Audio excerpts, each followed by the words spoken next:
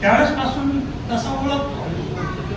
आणि नंतर मग मिलिंदनाथ प्राचार्य, नंतर फिजिकल एज्युकेशनचा इंचार्ज काही दिवसासाठी, 1-2 वर्षासाठी. आणि नंतर आमची जास्त गट्टी जी जमली, ती गट्टी जमली की मला संस्थेनं मिलिंद महाविद्यालयाच्या प्राचार्य पदावरून आंबेडकर कॉलेजचा कार्यभार घेण्याचे आदेश दिले.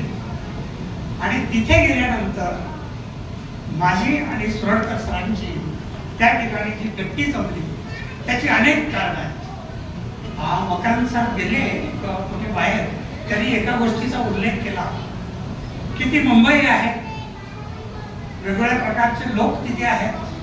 आणि मी इथून मिलिंदचा प्राचार्य म्हणून जर इथे काम केलेलं असलं, अनुभव असला, तरी मुंबईतल्या प्राध्यापक आणि मुंबईच्या तथाकथित हायफाय इंग्लिशची थोडीशी क्रेज त्यांना वाटते.